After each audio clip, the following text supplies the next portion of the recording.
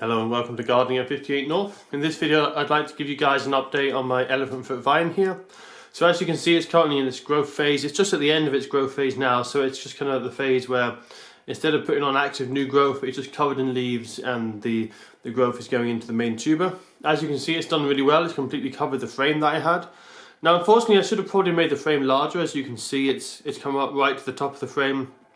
I could have made the frame a bit taller. I was restricted by width because of the size of my windowsill, so that's why it's only that wide. But you can see that it certainly absolutely covered the frame, and in fact I could have actually made it a bit taller because some of this is quite congested. You can see there's not a huge amount of light getting through, but it's looking really healthy now. It's looking really nice.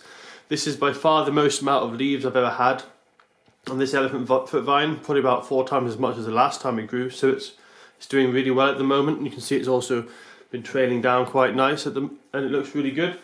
So it's winter at the moment, it's January, so it isn't actually putting on a huge amount of energy into the tuber. And I'll give you a close-up now of the tuber and let you see how that looks.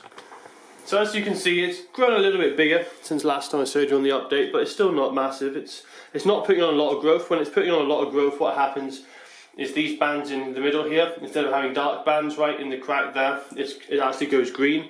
That shows me it's very strong active growth that's being done. And also you see very light material just above the crack, and that shows that it's growing quickly as well. Basically the dark bands are where it's been dormant and the lighter bands is when it's been putting on active growth. But it's certainly swelled up.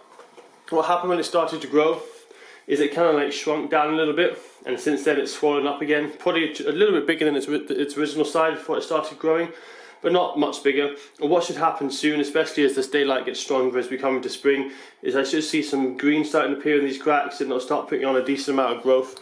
Because it's got so much leaf this time, I think it's really going to put on a lot of growth into the tuber. There's a huge amount of area for photosynthesis to be carried out and energy to produce to fatten up that tuber. So I'm really happy with how it's doing. As I say, hopefully it will keep its leaves for a long time this time. Because sometimes when it goes into dormancy and when it comes out, its growing phase is quite variable. Normally it stops growing in summer, which is a shame because here in Scotland that's when we really have our best daylight and best growing conditions. But the reason this plant often goes dormant in summer is because where it comes from in Africa, it grows in southern parts of Africa. They have a very hot, dry summer, and so it's too hot and dry for the plant, so it goes dormant during those months. So because of that, this will probably die back probably May or June. I'm hoping to see this last longer though. The longer it keeps its green leaves, the more energy it can put into its tuber again. And as I say, really the best months here in Scotland are the summer months, because it's just so dark here in Scotland at the moment during the winter time. Because we're quite far north, not too far from the Arctic Circle, we get very little daylight, and the daylight we do get is very weak. Also we have a lot of cloudy days. So as I say, this is going to be putting on very limited amount of growth. Come March though, it should be putting on a lot more growth. And it is putting on a few more leaves still, and the shoots are still growing, but they're just about finished. You can see here there's some very small leaves and some wispy kind of shoots. They should finish pretty soon, because what this plant tends to do is it tends to have a big flush of growth. The plant grows for about a month or two, and then the leaves just stay there for another month or two, collecting all the energy back into the tuber, and then it goes dormant and all dies back. So I'll give you guys an update in a few months' time. Hopefully by then the leaves will still be in place, but we'll have a lot more growth from the tuber down here.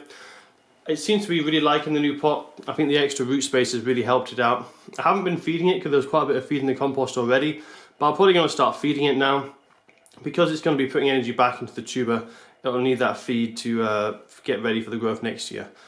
So that's it for now, my elephant foot vine. As you can see, it's doing really well, and who knows, maybe in a few years' time we may even get our first flowers, and hopefully I can get some seeds if it does flower.